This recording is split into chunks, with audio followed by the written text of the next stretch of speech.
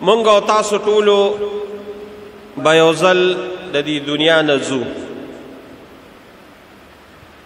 او الله رب العالمین به دا تمام کائنات فنا کوي.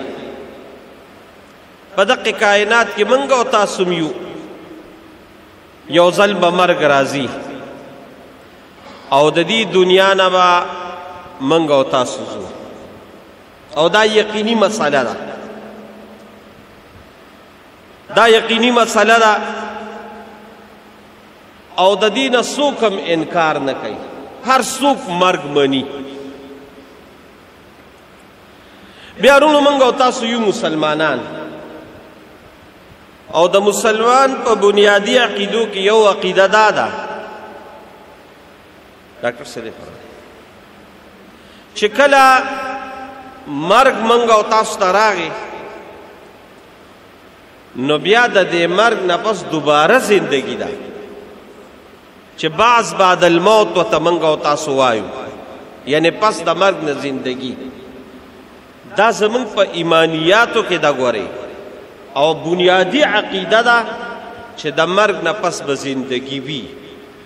موږ او تاسو له به الله ژوند راکوي، موږ او تاسو به الله رب العالمین ته ودرېږو او الله رب العالمین به زمونږ او تاسو نه د دنیا د دې ژوند مطابق تپوس کوي. پابسو د الله دربار ته به روان یو. قرآن شریف کې الله دی ونفخ فی الصور فاذا هم من الاجداث الى ربهم ينسلون. شپېلې کې پوکوالی شي ټول به د الله دربار ته منډې وو. بیا به الله رب العالمین حساب کتاب کوي. ونضع الموازین القسط لیوم القیامه. الله وی موږ به د انصاف تلې راوړو. تله به ولګي طول به شروع شي. رسول الله صلی الله علیه وسلم بم ولاړي او دقه شان حضرت آدم علیه السلام بم ولاړي او نور انبیاء کرام بم ولاړي. فرشته به طول شروع کی او طول به کیږي. اوس چې دا چا تله دا درنه شوه د نیکو فاما من ثقلت موازینه فهو فی عیشة راضیه. په خوشحالو کې وی. او چې دا چا تله درنه سپکه شوه واما من خفت موازینه فامه هاویه. دا غزه جهنم دی. چاته به په ښي لاس عمل نامې ملاویږي او چاته به په ګس لاس عمل نامې ملاویږي. یو به اصحاب الیمین وي بل به اصحاب الشمال وي. دو قسمه ډلې به چاته چې په ښي لاس عمل نامه ملو شو دا کامیاب دی، الله دې زمونږ او ستاسو نصیب کړي. او چاته چې په ګس لاس عمل نامه ملو شو دا تباه و برباد دی، الله دې مونږ او تاسو ساتي.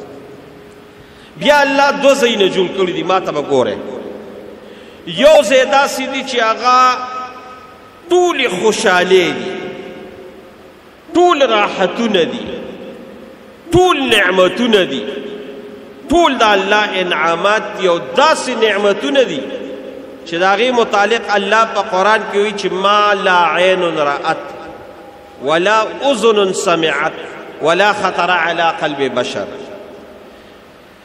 د یو شي وهاب ګل صاحب سړي وویني نو صفت یې کوي، ویویني نو صفت یې کوي، ویری نو صفت یې کوي.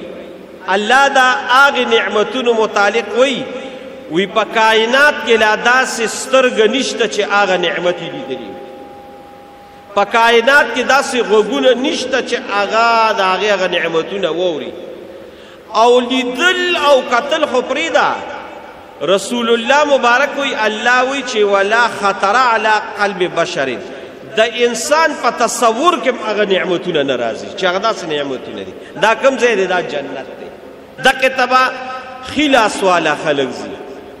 او بل یو ځای دی چې هغې کې ټول خفګانونه دي، ټول مصیبتونه دي، ټول عذابونه دي، ټول دردونه او تکلیفونه دي. الله دې موږ او تاسو ساتي. هغې ته وایي جهنم. بس د دې دواړو ځایونو فیصله به کېږي. چاته به په ښي لاس عمل نامې ملاویږي او چاته به په ګس لاس ملاویږي. اوس زمانونو دا عملنامه به چاته په خلاص ملاویږي او چاته به بس لاس ملاویږي. د دې دپاره یو وخت دی چې په هغې وخت کې سړی کامیاب شو او هغه یو څو ساعتونه دي، بس هغه انسان ته به عملنامه بیا په خلاص ملاویږي. او که په دقې وخت کې دا سړی ناکام شو هغه ته به بس لاس ملاویږي. او دا یو څو منټ او یو څو سکنډه دي. او دقې ته څه وایي؟ دقې وخت ته اخره خاتمه وایي. بس اخره خاتمه داسې یو وخت دی چې انسان د دې دنیا نه ځي، خو د ده په دې خولې باندې لا اله الا الله کلمه راله، الله دې زمونږ او ستاسو په خولې راولي، بس دا سړی بیا کامیاب دی. او که د کم سړي په خولې د لا اله کلمه را نله، قسم په خدای دا تباه و برباد دی. نو دقې آخر خاتمې له اعتبار دی، ځکه رسول الله مبارک وی انما الاعمال بالخواتیم.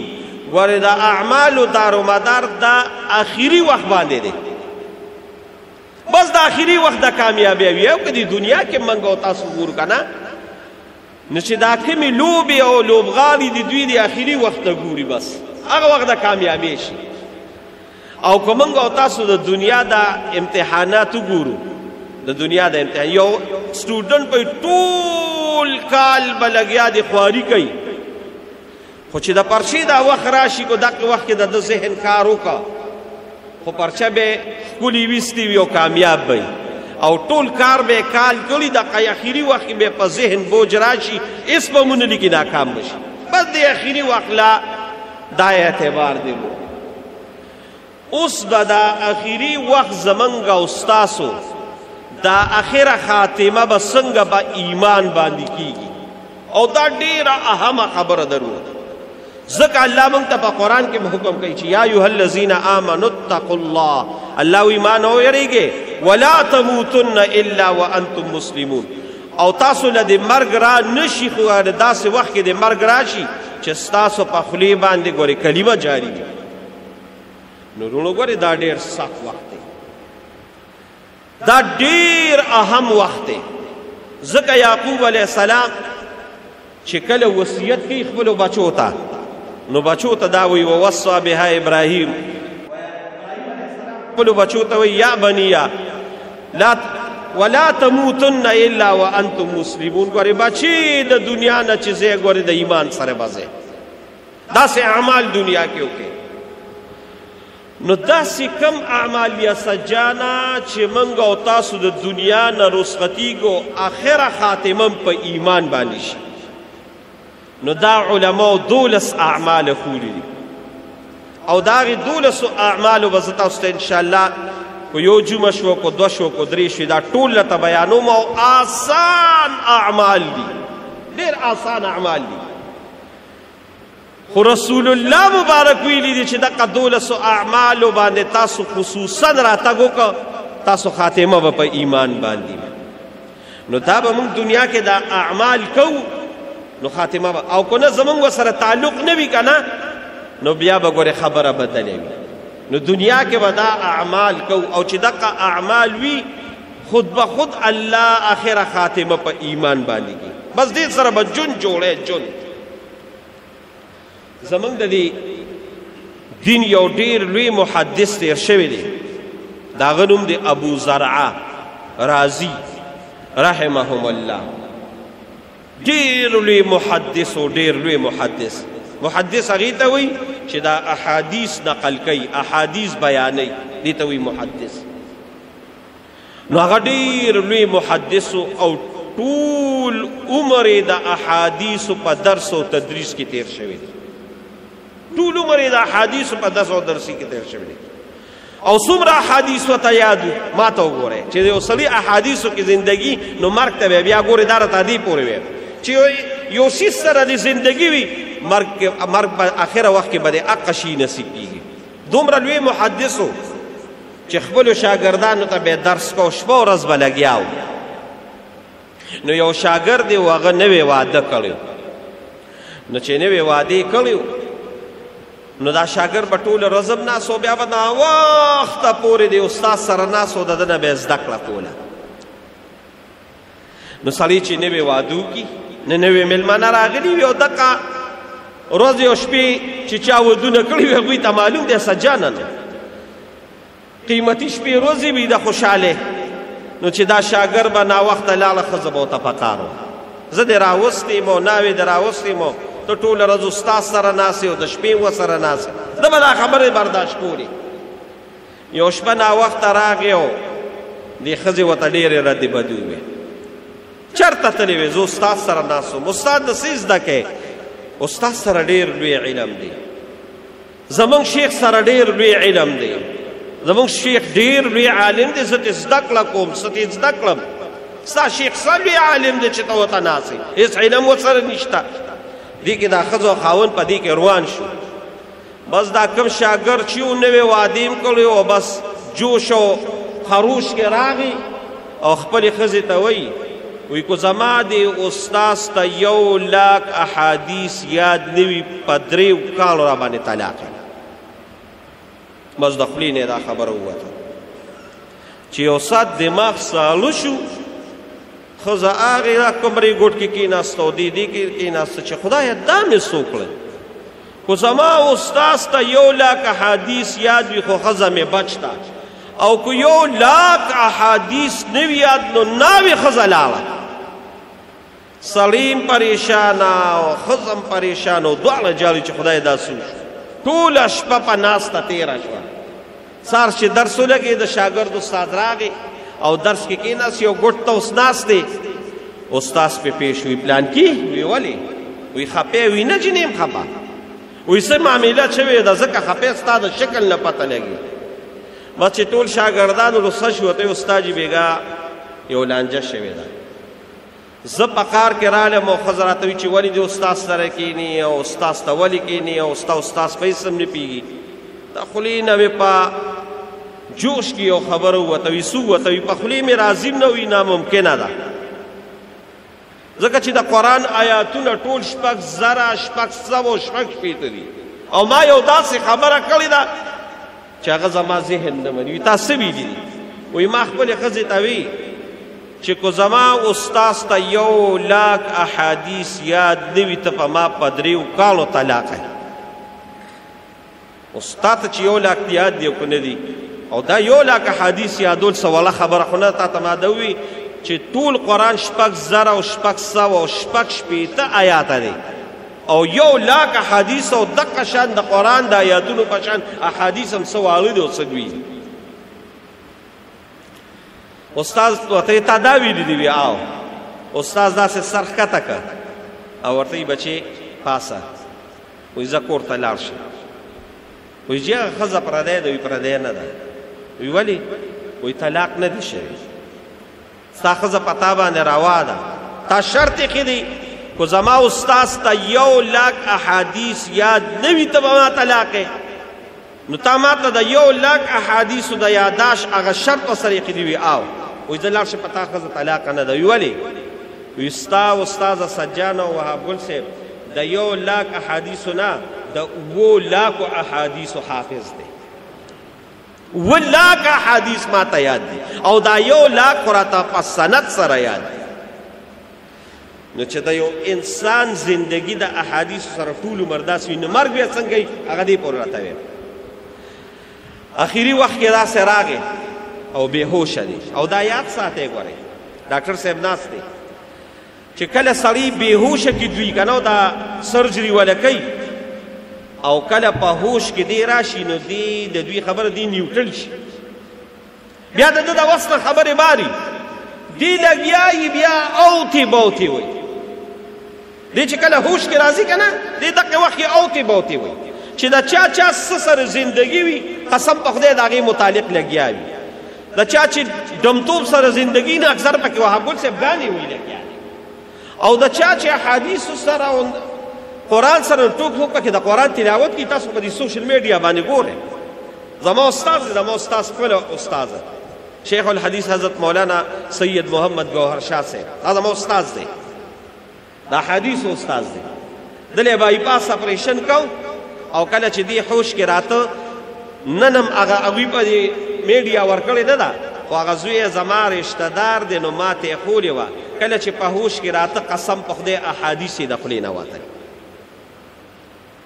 نو دقې وخت کې سړی بې اختیاره شي نو استاز بې اختیاره شو ابو زرعه بې اختیاره شو خدای پاک او شاګردانو ته ناست دا خو اوس اخري وخت دی او که دې اخري وخت کې دې داسې دغه وي نو دا به څه کېږي ورته ویلي هم نشو لوی د احادیثو استاز دی نو دا عالمان او دا طالبان په دې پوهېږي د یو حدیث سند یې ورته شروع کړه چې حدثنا فلان ما ته د ده نه اورېدلی دي نو دې بېهوشه دی او د دې بېهوشۍ په حالت کې ده د خپل روایت باندې د خپل استاز نه وی حدثنا ما اورېدلي دي د پلانکي نه او پلانکی د پلانکی نه اورېدلي دي او پلانکی د پلانکی نه اورېدلي دي دا اوس درېیم لاس دی او دا وایي او پلانکی د پلانکی نه اورېدلي دي او پلانکی د معاذ ابن جبل نه او معاذ ابن جبل جناب محمد رسول الله نه اورېدلي اصله وره سی اورېدلي دی اورېدلي چې من کان آخر کلامه لا اله الا الله چې د چا اخري خبر اخري کلام دا راغی چې لا اله الا الله نو دخل الجنه چې څنګه ابو زرعه ده ووي چې من کان آخر کلامه لا اله الا الله لا اله الا الله د خولې نه وتلو چې د دنیا نه فنا شو وفات شو په خپل سند سره احادیث بیانوي او وفات شو دا ولې احادیثو سره یې زندګي وه ژوند یې دې سره نو ما ته وګورئ ما ته چې زمونږ او ستاسو ژوند دقې اعمالو سرې وي که نه 12 اعمال علماو ښولي دي نو د دقې اعمالو په وجه باندې به الله زمونږ او ستاسو آخره خاتمه په ایمان باندې کوي آخره خاتمه به په ایمان باندې هغه 12 اعمال کم دي نو د بیان نه تر هغې وایم په هغې کې لومبی عمل دا دی چې د الله په ذات کې به شرک نه کوي شرک په نه کوي نه د الله په ذات کې نه صفاتو کې نه علم کې نه تصرف کې نه قدرت کې نه طاقت کې ځکه چې الله وی زه هر څه بخم خو ګورې مشرک نه بخم ان الله لا یغفر ان یشرک به ویغفر ما دون ذلک لمن یشاء چې د دې نه علاوه څومره ګناهونه دي ټول به راته وبخم خو ګورې شرک نه نه بخم نو یو به ځان په دنیا کې د شرک نه ساتي او الحمدلله مسلمانان د دې نه ځان ساتي شرک په څه کې نه وي په صفاتو کې په علم کې په تصرف کې په قدرت کې په طاقت کې په ذات کې شرک څه ته وایي ما ته وګورئ په ذات کې شرک دې ته وایي چې یو الله به منې الحمدلله موږ ټول یو الله منو خو صرف په الوهیت او تصرف او قدرت کې بیا مسلمانان نه پیږي نو د نه پیولو په وجه باندې د هغوی نه شرک وشي او هغه شرک څه دی بعضې وخت انسان قبر ته سجده وکړي بعضې وخت انسان خپل پیر ته سجده وکړي بعضې وخت انسان د قبر نه وغواړي بعضې وخت انسان دا نور د الله منښت ته داسې وکړي چې د الله د نوم نه بغیر وکړي اوس د دې نه پوهېدلو په وجه باندې انسان په شرک کې مبتلا شو دا یاد ساتئ چې الله هر څه بخي خو ګورې شرک نه بخي نو لومبی عمل به دا تاسو کوئ او الحمدلله دا ټول موږ کوو چې موږ تاسو ځان د شرک نه ساتو الله دې مو ساتي نو یو به د شرک نه ځان ساتي دویم نمبر عمل د آخر خاتمې دپاره د الله په جناب کې دعاګانې فکر به کوئ چې خدای پاک زما آخره خاتمه په ایمان کې ګورئ کو تاسو پخوانو علماو نه اورېدل نه هغوی به یو دعا کوله وی خدای آخره خاتمه بالایمان دا ولی دا دعا به د الله نه کوي نو الله په پښتون پیږي په اردو پیږي په انګلیش پیږي خو یو څلور دعاګانې داسې دي چې دا د آخر خاتمې دپاره ډېرې ضروري دي او ډېرې اسانې دي قرآن شریف کې موجود دي او حدیثو کې موجود دي عربی کې دعا دا خلکو ته یاده ده خو زه یې راته پښتو کې ترجمه کوم نو د دې د وجې به تاسو ته یاده وي په پښتو کې کولی شئ پښتو کې وایه ګینه عربی کې دعا وایه لومبی چې کله په خپلو دعاګانو کې یو دعا دا کوئ چې ربنا لا تزغ قلوبنا بعد اذ هدیتنا وهب لنا من لدنک رحمه انک انت الوهاب ډېره ښه دعا ده ای زما ربه د ربنا هغه معنا مې راته مخکې جمعو کې کړې ده لا تزغ قلوبنا خدای زما زړه مه کاږې زما ایمان مکاږي، زما د خولې نه کلمه مکاږي بعد اذ هدیتنا، پس د دې نه چې تا ما ته را نصیب کړې ده دا کلمه، دا ایمان تا ما ته را نصیب کړی دی، دا دین تا ما ته را نصیب کړی دی، نو خدایا ما د خولې نه کلمه مه اړوه. ربنا لا تزغ قلوبنا، خدای زړه مې مه کږوه، زړه مې بلې اړخ ته مه اړوه چې تا ما ته هدایت کړی دی. او دا زړه اړول نه دا به پسې کېږي، دا به د الله په رحم کېږي. نو وهب لنا من لدنک رحمه، خدایا دا زه نشم کولی، ستا د رحمت نه بغیر دا نه کېږي، چې ستا رحم را سره نی دا نه کېږي، ستا مدد را سره نه وي دا نه کېږي. ربنا لا تزغ قلوبنا بعد اذ هدیتنا وهب لنا من لدنک رحمه، خدایا خپل رحمت را ته را نصیب کړي، خپل رحمت را کړي. کو دا زړه او دا کلمه زما په خولې راځي، دا به ستا په رحم باندې راځي. نو خدای خپل رحم را سره شه، انک انت الوهاب، خدای ته خو هر چاله ورکې خپل رحم، نو دا رحم خو خدای ماله دا خامخا راکړي. یو به دا دعا خامخا وایي.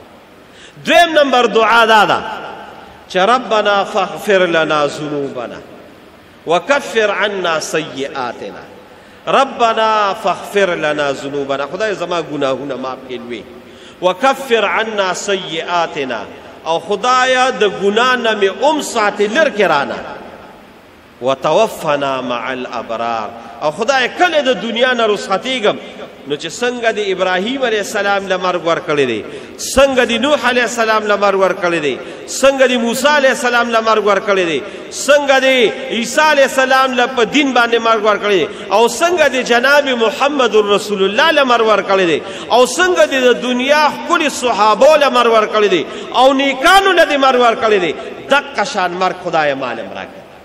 وتوفنا مع الابرار.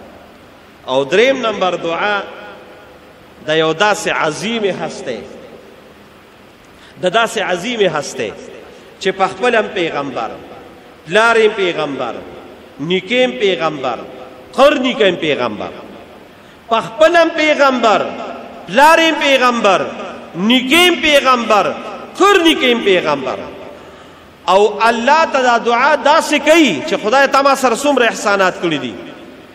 د کوی د تل نه الله راواغېشته او د مصر په تخت کې کینو، خو د خپو لاندې د مصر ځمکه او د سر د پاسې د نبوت تاج. هغه یو ناشنا دعا کړې ده، خصوصا د دقې آخر خاتمې دپاره. څه وایي؟ انت ولینا انت ولی فی الدنیا والآخره، خدای ته زما دوست په دنیا کې هم شه او په آخرت کې هم شه. توفنی مسلما، خو چې کله د دنیا نه ځم نو خدای د کلمې سره مې د دنیا نه ولیږه.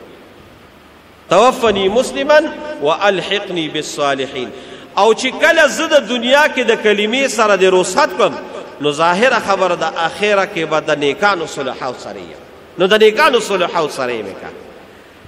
دا د حضرت یوسف علیه السلام دعا ده. دا درې دعاګانې په خپلو دعاګانو کې راولې، نو چې د الله نه په دقه سوچ او فکر غواړئ نو آخره خاتمه په ایمانی. او بله دعا رسول الله مبارک خولی ده، هغې څنګه خولی ده؟ یا مقلب القلوب، ای د زړونو مالکه، ای د زړونو اړونکې مالکه، ستا په اختیار کې د انسان دا زړه دی. او نبی علیه السلام وایي چې الله وی په دې دوو ګوتو کې زما د انسان زړه پروت دی، بس چې کومه اختیار وما زما خوښه ده. نو یا مقلب القلوب ثبت قلبي على دینک، یې زړونو اړونکې والا ذاته په دې کلمه باندې زما زړه مضبوط کې خدایا، قایم مې په دې کلمه باندې وساتې. د دې څلورو دعاګانو پوره اهتمام کوئ. نو دویم نمبر د آخر خاتمې دا کلمې د پاره د کامیابېدو دپاره دویم سبب څه شي دي؟ هغه دعاګانې دي. او دریم نمبر سبب دا علماء خولی دی او رسول الله مبارک بیان کړی دی چې یو ډېر آسان عمل دی، ډېر آسان عمل، او رب لا یزال د آخر خاتمې د ایمان دپاره لوی سبب جوړي. هغه څه شي دي؟ هغه مسواک دی. مسواک تاسو پیژنئ، د لرګي او ډکې دی، د لرګي او ډکې یو مخصوصه خو الله رب العالمین چې په دوی مسواک کې کم کمالات کم خواص ایښي دي کم فضیلتونه ایښي دي نو زه وایم کو تا وهاب ګل صاحب تاسو مونږ په د دې زړه په دې غوږونو دا واورېدل که نه نو لکه د عبدالله ابن عمر په شان به په دې غوږ کې چې څنګه دا ترکاڼان په دې غوږ کې دا پنسل ایښي نو دقه شان به دا مسواک هم په دې غوږ کې عبدالله ابن عمر به دقه شان په غوږ کې ایښو دا مسواک ولې هغه ته چې د رسول الله مبارک د احادیثو دا فضیلتونه راورسېدل هغه دوی دومره آسان عمل او مانه دا دې پاتې شي څومره د فضیلت عمل او دا دې مانه پاتې شي نو دریم نمبر سبب د آخر خاتمی د کامیابی دپاره مسواک دی او مسواک کې ډېرې لویې فایدې رسول الله صلی الله علیه وسلم زه به راته اوس څه بیانومه صاحب د مشکات په باب السواک بخاری مبارک ترمیزی مبارک دی استادانو په باقاعده بابونه قائم کړي دي چې د مسواک څومره لوی فضیلت دی رسول الله صلی الله علیه وسلم فرمایي لومبي فضیلت دا وره چې السواک مطهر للفم و مرضات للرب لومبي فضیلت دا وره چې مسواک دوه عظیمې پیدې دا وره چې دا د خولې د پاکۍ عظیمه ذریعه ده لویه ذریعه ده خوله پې پاکیږي او صفایي او پاکی اسلام ډېره زیاته خوښوي پاک صاف چې ګرځي خشته مزیدار پاک نو دا اسلام ډېره خوښوي رسول الله مبارک وایي الطهور شطر الایمان صفی نیم ایمان دی نیم ایمان نیم ایمان څه مطلب داسې هندوانه نه ده سجانه چې نیمه کې نیمه سته او نیمه زما هندوانه نه ده د نفس ایمان مطلب څه دی صفایی کاوه نو دا نیم ایمان به د الله د دې د وجې مکمل کړي او دا نیم ایمان ته په دې نورو اعمالو باندې برابر نیم ایمان دې په دې صفایي باندې برابري صفایي ده نو دا د صفایي لویه ذریعه ده او دا دویمه جمله ووایه ومرضات للرب او دقه ته چې دا معمولی شان عمل یاده خو رسول الله مبارک وی دا د الله د رضا لوی سبب دی په دې الله ډیر راضي کیږي الله ډیر زیات راضي کیږي دا ګورې دا مشکات مبارک حدیث دی چې الله رب العالمین په مسواک باندې رضا کیږي د دې د وجه رسول الله په دویم حدیث کې وی لولا ان اشق على امتي لامرتهم بالسواك على كل وضوء وفي روايه على كل صلاه اے مومنانو اے زما امت اوره کومه ته دا ګرانه نه وي او زما په دې امت دا ګرانه نه وي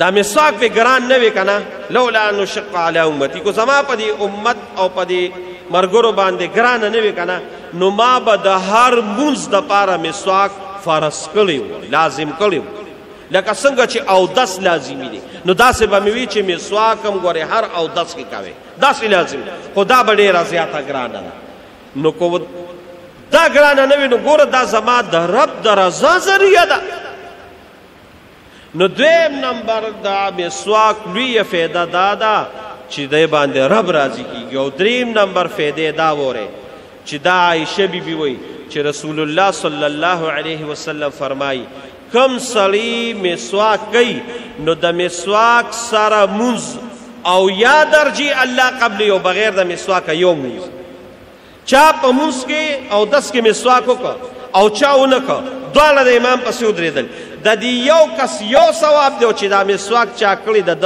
او یا درجې ثواب عایشه څلورم نمبر عایشه بیبي وی چې کله به رسول الله صلی الله علیه وسلم کور ته راننوته یا به د کور نه وته ما به یو عمل د رسول الله لیده چې کور ته به راننوته نو چې ما به ولید رسول الله مبارک په لاس کې به مسواک او په خولې به و چې کور ته به وته وي ساک او په خولې به و وی یو ځل راته وی پنځم نمبر حدیث دا وره چې یو ځل حضرت جبریل علیه السلام چې کله راشي او د الله د طرف نه ماته څه پیغام راوړي. نو چې کله وحی راوړي ده نو داسې وحی تېره شوې نه ده چې ما ته جبریل علیه السلام دا ویلي دي چې الله وي چې مسواک کوه. وی دومره تاکید سره وی عایشه بیبي وی ما وی چې رسول الله مبارک به بیا دومره مسواک کوو، ما وی چې دا غاښونه ترې لاندې پرونه ځي دومره به دا د حدیث وګورئ الفاظ دي، دا د حدیثو الفاظ دي. او شپږم نمبر دا وره چې رسول الله صلی الله علیه وسلم وی دا مسواک یوازې زما طریقه نه ده، دا یوازې زما طریقه نه ده چې څومره پیغمبران راغلي د آدم علیه السلام نه راواله تر زما پورې، 1,40,000 پیغمبران، د 1,40,000 پیغمبرانو د ټولو پیغمبرانو 4 عمله داسې دي چې دا مشترک دي، 4 عمله، 4 سنت دا ټولو پیغمبرانو کې، یو حیا هر پیغمبر کې، 2 نمبر نکاح هر پیغمبر کړی ده، دا وی ټول مونږ په دې کې مشترک یو. 3 نمبر خوشبو هر پیغمبر لګولې ده، او 4 نمبر هر پیغمبر مسواک کړی، هر پیغمبر مسواک کړی. او دا شپږم نمبر خو ناشنا وره رسول الله مبارک 3 کاله زندگی تیر کړه، 30 کاله د نبوت تیر کړه. دې کې ډېر جهادونه هم کړي دي، ما ته ګوره اسه ده، دې کې ډېر جهادونه هم کړي دي، دې کې عمرې هم کړي دي، دې کې منځونه هم کړي دي، دې کې جهادونه هم کړي دي، دې کې ډېر اودسونه هم کړي دي، دې کې ډېر ذکر او اذکار هم کړي دي، دې کې ډېر لوی لوی اعمال کړي دي. خدا یاد ساته دا د بخاری شریف حدیث دی چې د رسول الله صلی الله علیه وسلم د ټولو نه اخري عمل چې د دنیا نه رخصتېږي او د اعمالو هغه دروازه بندېږي، د ټولو نه اخري عمل کو تا نه څوک تپوس وکړي چې د رسول الله څو، ما تا ته وایي جهادونه هم ډېر کړي دي، منځونه هم ډېر شوي دي، عمرې حج هم شوی دی، ذکر و اذکار هم شوي دي، نور هم ډېر اعمال شوي دي. خو د رسول الله مبارک د ټولو نه اخري عمل چې د دنیا نه رخصتېږي اسو، نو دا یاد ساته چې د رسول الله مبارک د ټولو نه اخري عمل چې د دنیا نه تن هغه مسواک. عایشه بیبي رسول الله مبارک زما په غېږ کې دی، دې د وجې عایشه بیبي وایي زه ډېره خوش قسمته بیبي یم، زه ډېره خوشبخته بیبي یم. ولې؟ یو خدا دی چې رسول الله مبارک زما په غېږه کې د دنیا نه وفات شوی دی، ساوت سر یې زما د سینې ته لګېدلی، وجود مبارک یې زما غېږ کې پروت و. نو یو خدا دی. 2 نمبر دا دی چې دا د پیغمبر خاصیت دی چې پیغمبر په کم ځای وفات شو دی به په دقې ځای دفن کېږي، نو زما په حجره کې دفن دی. او 3 نمبر دا دی چې په دې اخیری وخت کې زما د پیغمبر علیه السلام لاړې یو د پیغمبر علیه السلام لاړې زما بدن ته راغلي. وایي څنګه؟ وایي زما رور راغی.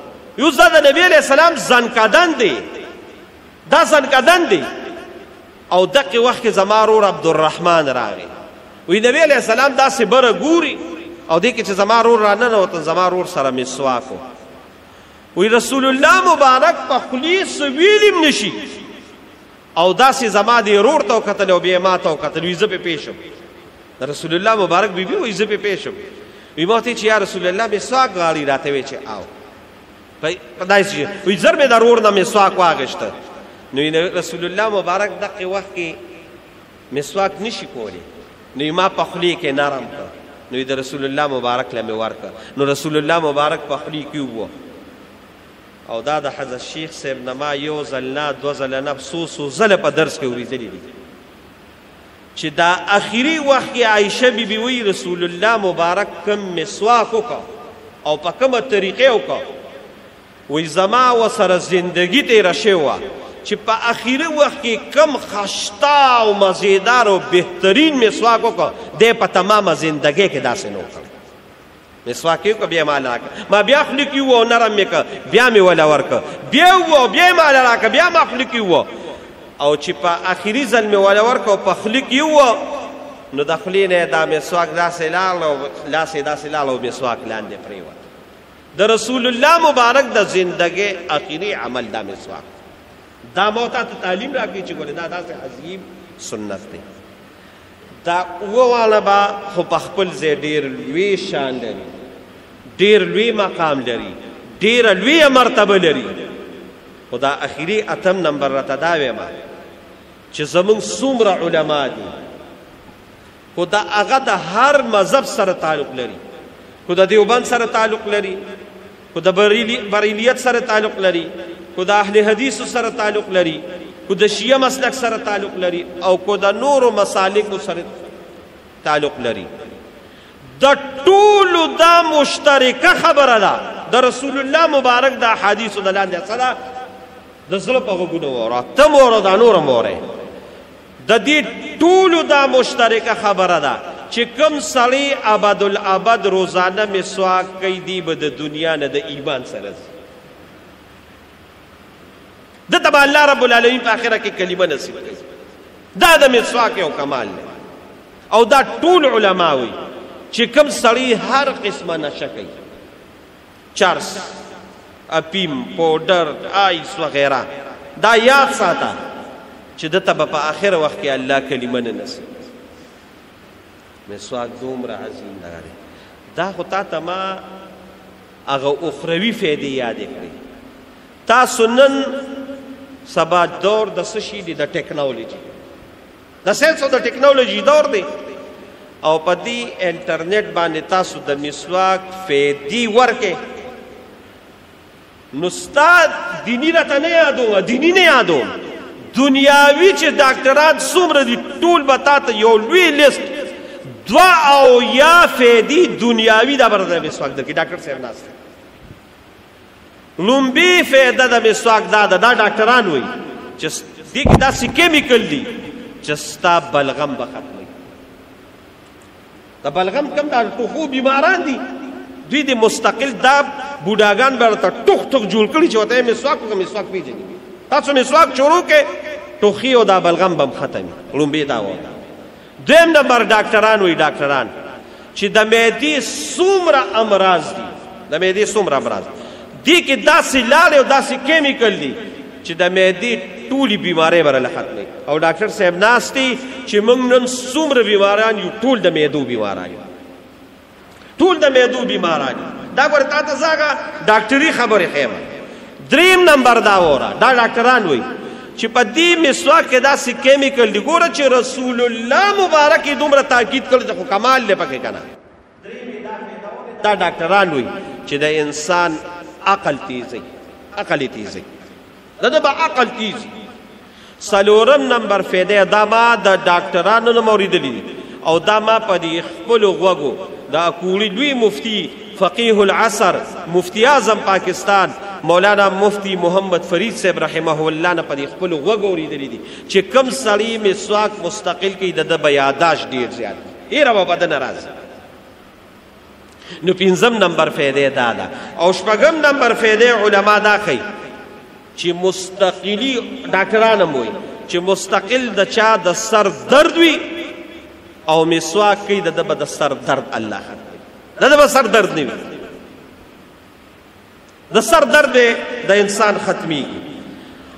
او اووم نمبر دا دی چې دې کې داسې کیمیکل دي، زما په خیال دا چې واورې نو د ټولو په غوږونو کې څه چې په دې جیبونو کې به مسواک وي چې د انسان دا مردانه طاقت زیاتوي. دا ډاکټران وایي مګر زه حکیمانو پسې مسواکونه راواله، د انسان مردانګي طاقت دا زیاتوي.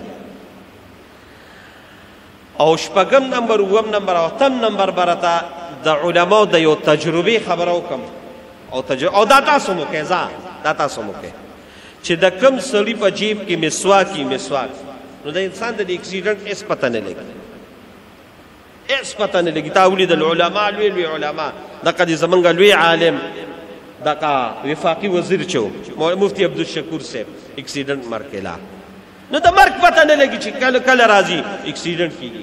د کوم سړي په جیب کې چې مسواک پروت وي دا یاد ساتئ د اکسیډنټ په مرګ کې به د هډوکې نه ماتېږي. دا د دې یو کمال دی.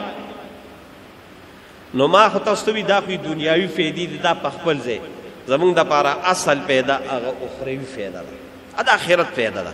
د آخرت لویه فایده دا ده چې دغه اووه کم احادیث مې راته بیان کړل دغه په خپل ځای خو چې انسان د دنیا نه رخصتېږي نو د ایمان سره به رخصتېږي نو د آخر خاتمي د ایمان دپاره دریم نمبر سبب هغه مسواک دی لس نور پاتې شو انشاءالله په آینده جمعو کې به بیانو دا د دې دپاره چې دنیا نه یو ځل زموږ او ستاسو مرګ دی تګ دی زو به خامخا به ځو قسم بالله ثم قسم بالله ثم قسم بالله چې په دنیا کې به څوک هم پاتې کېږي بلکې زه به تاسو ته ده ووایم نن زه په دې ځای ناست یم او تاسو ما ته ټول لاندې ناست یې ټول لاندې ناست یې هغه ستاسو د پښتنو قسم اول خورم چې لا اله الا الله محمد رسول الله او بیا راته د عربۍ قسم دا خورم چې والله بالله ثم تالله نن سویم تاریخ دی 18 اگست سن 2023 18 اگست 3023 سل کاله پس به والله العظیم کو دلته مونږ یو قسم موجود یو قسم نور خلق به دلته به بل څوک ناسي تا دلته به بل څوک ناسي مونږ به نه یو زمونږ استاد د دنیا نه غواړي تاک دی زوبا خامخا به زو نو چې زو نو یو لازواله زندگی زمونږ ته په سر پرته ده او ما تا ته ووې چې د انسان دقه بس اخره خاتمه د اخره خاتمه دقه کامیابه شوه ټوله کامیابي د رسول الله مبارک وایي انما الاعمال بالخواتیم ورې اخره خاتمې له اعتبار دی نو د اخر خاتمې د کامیابۍ دپاره دریم نمبر سبب هغه مسواک دی